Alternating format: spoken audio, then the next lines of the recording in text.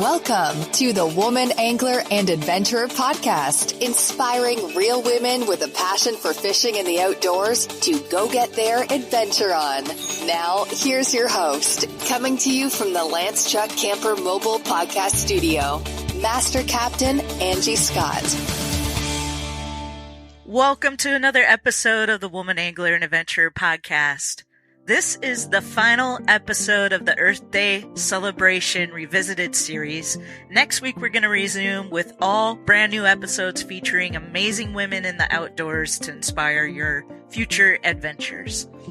So, as I always like to give a little update in the beginning, now that tournament season is in full swing.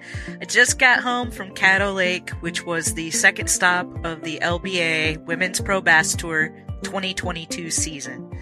We had a great time at Buzzards Bay Campground. As I mentioned last week, to our surprise, when we pulled in, we saw some familiar faces that ended up being camped right next to us. Alyssa Johnson, Pam Ridgel, and Daisy Brumley. And we had a great time. Real quick, if y'all wouldn't mind to please keep Daisy in your prayers. On the last day of practice before the tournament, we woke up to learn that she had to rush home because her husband was found unconscious. Turns out he had a major brain bleed and has a very long road ahead of him, a lot of uncertainties at this time. So we're all so incredibly heartbroken for her, and everybody's been praying really hard.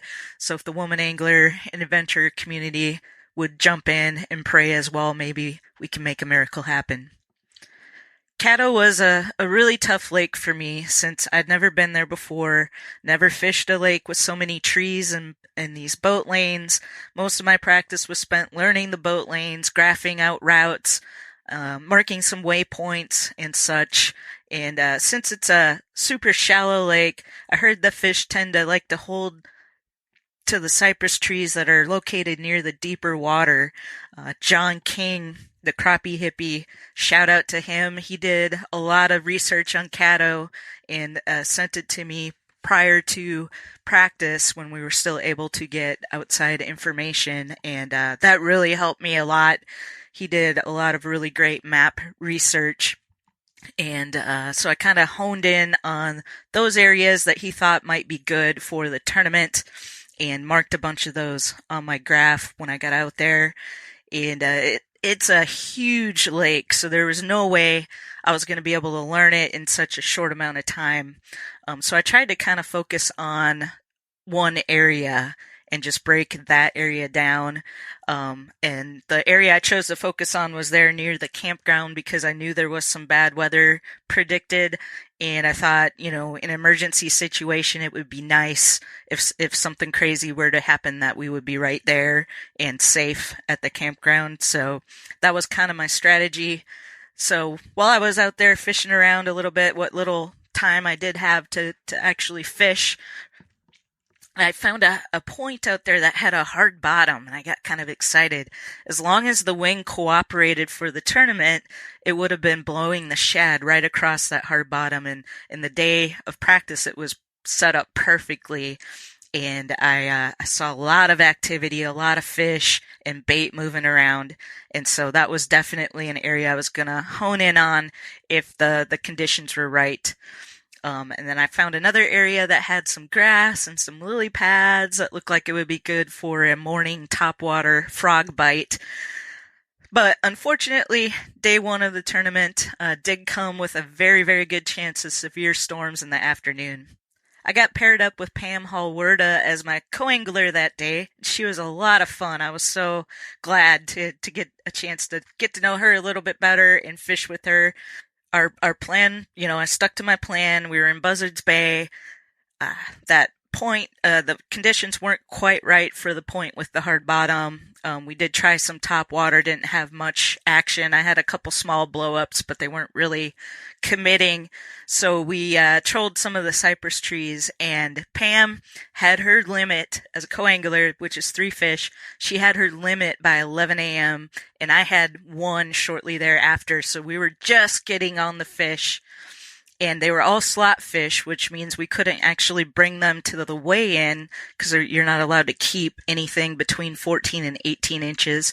Pam had 2 that were like right at 18 inches, and then 1, I believe, maybe 15 something, if I recall. But anyway, we were still able to count those fish because we measured them on a golden rule. Everybody had to use the same golden rule, and we recorded the lengths on paper, so we called them paper fish. But anyway, we had just gotten on them when 2 huge lightning strikes, one on each side of us, came down, and we made the call to run back to the ramp before it got crazy. And I'm so glad we did, because it wasn't long after that it did get insane. The storm blew in very quickly. Luckily, there were already a few other anglers that had already pulled out at the ramp by the time we got there. And unfortunately, a lot of the other ladies chose to stay out and got caught in some really gnarly conditions. These ladies are pros, man. The waves, I think they were getting up to 6 feet there by the ramp, and they're waiting for their trailers to get back down so they could get out of there and load up. And they're just out there like broncos riding these waves. It was really crazy. The rain was coming down. It was so windy. It was really dangerous. So we're super blessed that no one was injured. Everybody made it in safely. One angler had to hold up at a restaurant on the lake and find somebody to take her to get her truck so she could pick her boat up. But like I said, everyone stayed safe, so we're really thankful for that. And the weigh-in was interesting with that weather. Most of us stayed in our vehicles until it was time to cross the stage. But we were able to get the weigh-in done. And hats off to the staff, the LBAA, for making sure everything ran as smoothly as possible. So anyway, day 2, the lake was totally different from day 1 because of that storm. I was paired up with a different co-angler that day, and I went back to Buzzards Bay, quickly noticed the water there. One, it had gone up quite a bit. The other is it was a different color than it was the day before. It was, the water there is red normally, so it's a little bit stained, but it was very red and brown with all the mud and whatnot that had blew in from the storm. So I wasn't super sure that we were going to have much success in that area, but we did try it, and it just didn't seem like anything was panning out there. So we made the decision to hit another spot that I had marked in practice up toward James Bayou, and we got into this beautiful area, and we were just surrounded by cypress trees. And we were starting to get some bites at that point. And so it was exciting, except for both of us were having a bad day as far as making accurate casts. And I just felt like some of my pairings weren't quite right, my rod reel for the area that we were in. I ended up switching to a shorter rod because we were surrounded by trees just to make easier casts, and that kind of got better. I did have one come up on my chatterbait. I got really excited because I saw it and it startled me, and I missed setting the hook, unfortunately. I think that was my one chance all day that I really had to catch a nice fish. And it was just tough. It was tough. So we left that area. We ran a little further into the bayou, and we found a bank that looked really good. Another area I'd marked in practice, and we trolled against the wind down that bank. And thankfully, my co-angler did finally land a nice slot fish, so she had something to cross the stage with, that paper fish as we call them. But that it was just a tough day for me. I learned a lot, got to fish some really beautiful scenery, so we had a great time at the campground. I'm just shaking it off, and now I'm focusing on Gunnersville, which was hard anyway to get my mind off of for Caddo, and that might have affected me a little bit as well. But we leave Thursday. I'll have one day of practice out there, and then 2 back-to-back tournaments on Saturday and then one on Sunday. And Major League Fishing is there this week, so it will be interesting to see how that affects our tournament. By the time I think their tournament starts Wednesday. By the time Saturday and Sunday hit, their field is going to be drastically cut down, so it may not affect us. Might actually be a positive because a lot of the locals are going to avoid Gunnersville that weekend due to that big tournament. And so with the field being pared down and maybe a lot of the locals, other than those that want to be spectators, might be going to different lakes or taking the weekend off. So might be a good thing. We'll see. We'll see how it pans out, but I cannot wait.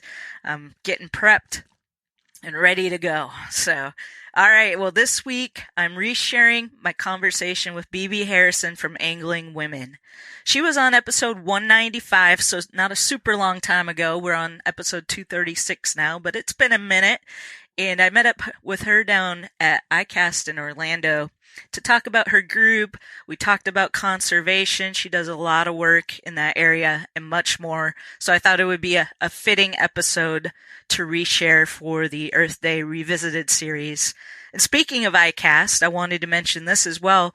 I've teamed up with Bebe, Debbie Hansen, and Dee Kaminsky to host a Women in Fishing meetup at ICAST. It's going to be a networking event held off-site, so it's going to be laid back. We've got a room reserved at Maggiano's. There'll be food and drinks. That's going to be July 20th from 7 to 9 p.m.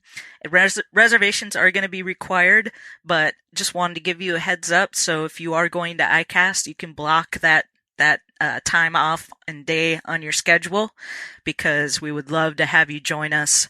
We did a networking event last year that was kind of not quite as well planned as this one, and it's going to be not a sit down, but more of a mingling networking opportunity. So it's going to be really exciting. We had a great turnout for that one last year, more than we expected. So we wanted to plan ahead this time and really make it something special. So looking forward to that. But all right, let's get into the final episode of the Earth Day Revisited series with my special guest, Bebe Harrison. Enjoy.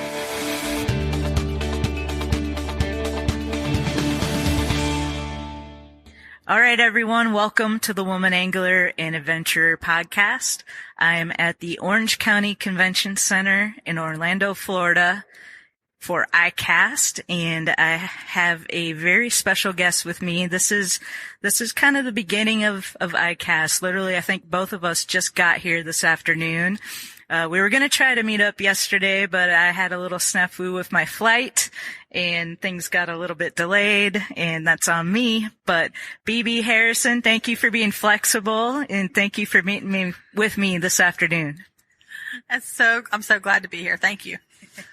So I want to have you on the show because, we met at the Bassmaster Classic a couple years ago. I don't think we met before then. I think that was the first time we actually met when we had a little dinner get together there for some women that were there at the Classic, and, kind of got to know you and some of the things you do, and you do a lot of things. I do. I've got a lot of irons in the fire. Yeah. So we want to talk about some of the cool things that you're involved with. But how did you get started in this whole crazy fishing world? Well, I was born into it. No, I grew up on the coast in Charleston, South Carolina, and I'm the youngest of three girls. I was the last try for a boy, and, but we all fished, so he was happy. Now I have three boys, but, Made up for it. That's right. And it's just been in my blood from an early age, and I didn't really think of it as being a career for a long time until I started going to a Department of Natural Resources sponsored camp. And then I said, I think I might want to work for a magazine, for the South Carolina Wildlife Magazine or something like that. And then I kept going to that camp, and I said, nope, I'm going to get out in it. So I ended up pursuing aquatic education and marine education after that. So you actually went to school for all that stuff? I sure did. Okay. I sure did. Very cool. Well, I want to touch on, we were just kind of chatting before we started the podcast here, just about some of the really cool things you're involved with. You're here at ICAST, so what brings you here to ICAST this year? So my main reason for being here is to help represent the Angler Action Foundation and the My Fish Count app. It is really a neat application for folks in the South Atlantic. So North Carolina, Virginia border down to the Keys. It's an app that folks can log their catches in anywhere in the state, freshwater and saltwater, keep track of it, use it to learn to it'll put a date stamp and a time stamp and a weather stamp and everything on your catches. You keep it confidential for you. It's not one that shares your information. It's not meant to be competitive or anything, but it's for you to learn your fishing patterns and things like that. But also it does make it accessible to fishery biologists and fishery managers. So there is information that is shared with in the fishery community for science, but not necessarily shared with other folks to get your spot. So how does that information, sharing that information, help scientists having that data? So part of the reason it was started early on was for red snapper. Red snapper was a species that we didn't have a lot of information on catches that were real time. When they make the regulations for red snapper, it's based on stock assessment data, and stock assessments aren't done very often. So giving the recreational angler a voice so that they could say, look what we're seeing. We see more red snapper than that survey indicates. So it's really giving those anglers a voice to say what they're really seeing, what's out there. And a lot of times, specifically in St. Petersburg, I remember hearing certain anglers were catching things way up the river and folks didn't really believe them. But this will give them that opportunity. They ended up getting some biologists to go out on the boat with them and then showed them that, yes, in fact, whatever that species was, I can't recall what it was at the time, but they were catching them in the river. So it really gives the recreational anglers a voice in the fisheries community and fishery management community.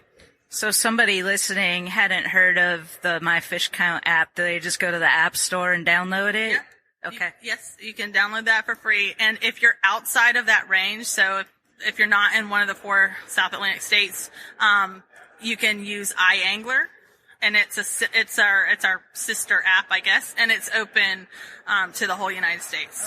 So either way, you'll get involved in the system. My Fish Count was developed with recreational anglers and with scientists and biologists, so it's designed specifically to catch that data and target it. You can use My Fish Count if you're outside of the states, and then just put other for your location. But iAngler's very similar if you prefer. Gotcha. Yeah, I remember it was probably several years ago now, my first time down to St. George Island, and I took a guide out, and it just so happened to be in the very small window where we were allowed to keep red snapper. But he was very upset about that, because, right. We were catching red snapper like crazy. Right. And so he's like, I don't understand why it's so regulated. Exactly. And so having this data and having this information is really helping. And for example, several years ago, there was very bad weather on the time frame where you could fish for red snapper and keep one. And so we were able to provide My Fish Count data showing that these people had abandoned trips all along the South Atlantic, to the point where we showed that data to the fishery managers and to the council and to NOAA, and they actually added another weekend on because they could see that people weren't fishing for it. They couldn't because the weather was bad. Now, a lot of times people will now are like, oh, there's bad weather, we can't go. Maybe they'll give us more days, but it has to show, it has to, they check right. to make sure. But it does provide a lot of real-time data that is going to be a significant help in that world. So, and it's not just for red snapper. So it's for other species. Like right now, flounder are low in numbers in South Carolina and North Carolina especially. And so we can look and see what kind of flounder data have been entered into that. So it'll provide a lot of good information for biologists, and it provides great information for you because you can keep track of what the tide was. It a falling tide? Was what was the moon phase? Or right. It's good. It's just good to log anyway. Yeah, so it's a win-win Exactly. for everybody. So I cast with this. What are you doing? Do you have a booth here? Are you just meeting with different, wildlife resources agencies, or what's kind of your objective? So we're just meeting with businesses to really kind of get them up to speed on it. We've had programs in the past where we have had a sponsor monthly and a My Fish Count monthly motivation where they could participate and win a prize from a different company. And we just saw the Plano guy walk by. And so he, Plano donated one of their guide series bags, which was amazing. Has the cool magnetic strip across the top. I love that. But working with them to a lot of the companies really want to show their support for conservation, and this is a good way to do it. So meeting with them, meeting with some other tech folks, and we're always just trying to tweak it, make it better. We added a cool weather feature to it where it's got radar. So meeting with some folks to just enhance it and make it more user friendly. And so yeah, we have a full schedule. Yeah. I'm sure you do, as everyone does. So I'm happy that you're able to, we were able to get a few minutes, because I knew that was going to happen this week. And that's why I was hoping we could get the interview done yesterday before everything got super crazy. But glad we're doing it now. So you also have a lot of other things going on I at least want to touch on, so to get the word out for people. But you're involved in Angling Women. So tell listeners a little bit what that is about. Okay.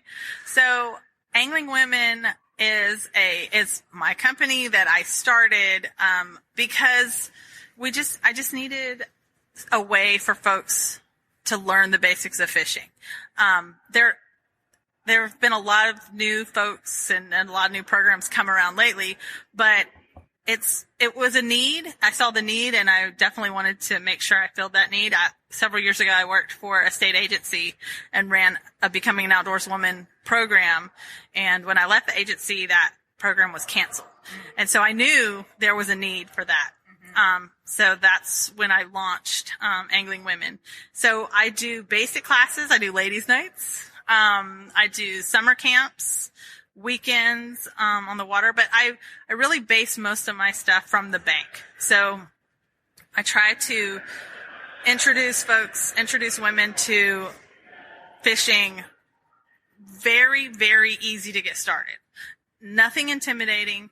Everybody has somebody that can take them fishing, but almost everybody, but not everybody has somebody who can teach them just how to get started, just enough so that they feel comfortable showing their next door neighbor or showing their child or whatever. And that's what I like to do, is give them enough knowledge that they feel confident and comfortable to go and try it on their own.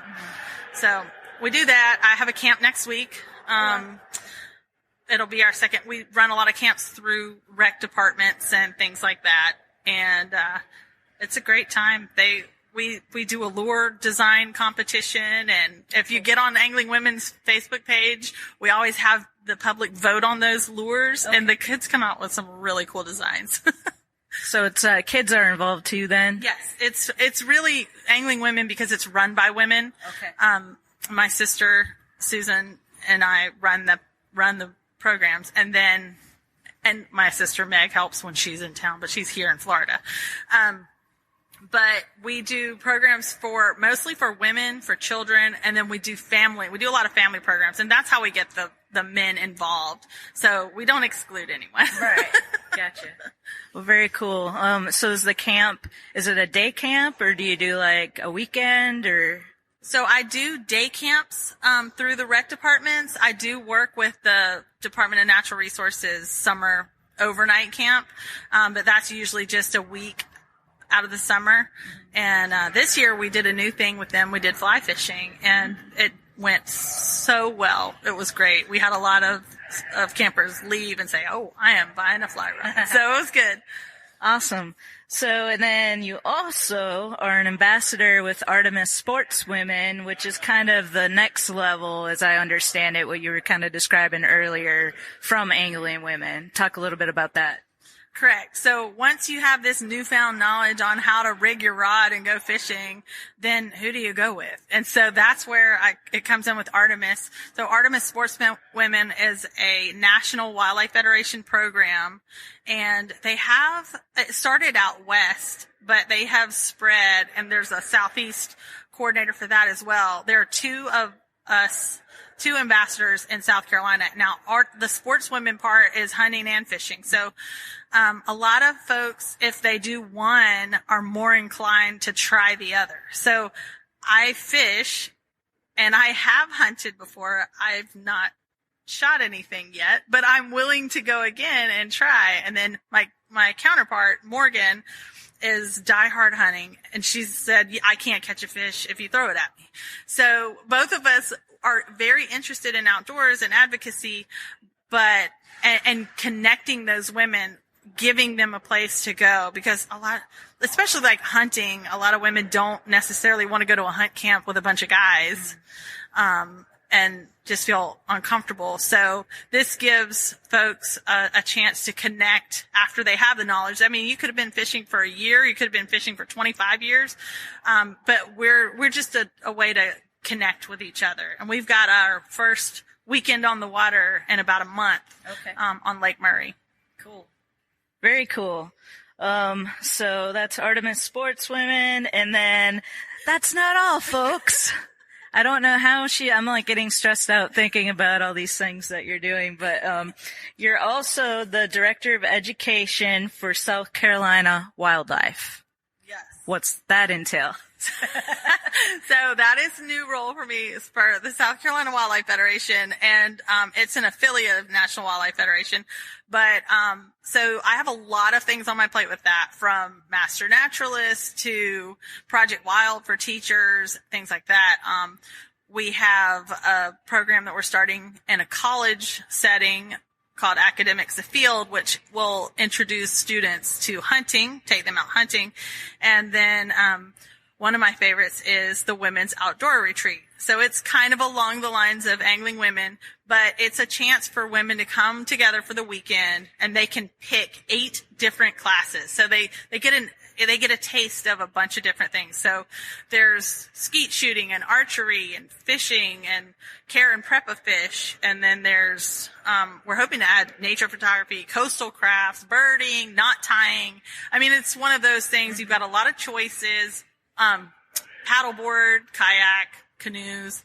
So you get an opportunity to try stuff, and then again, once you get a little bit of knowledge about it, then you can hang out with us at Artemis. There you go. It all ties in together, doesn't it? Exactly. So very cool. Well, I feel like you've designed your life around your passion, which is, that's important. It's something I've learned over the years. You definitely, want to be passionate about what you do. And when you do, sometimes it doesn't feel like work, which is nice. So, exactly. You don't work a day if you love what you're doing, right? Exactly. So, well, have a great time at ICAST. I'm sure we'll be seeing a lot of each other throughout the week. So glad that we were able to share a little bit about what you do, and hopefully inspire others. I mean, look at all the things she's doing. We welcome everybody. If anybody has any questions, just pop them to me. All right. Well, we'll put links to all the things in the show notes. So whatever anybody's interested in, they'll be able to just go there, click the link, check it out. And thanks again so much. Thanks for having me. I really appreciate it. It was great to see you. Look forward to spending the week with you.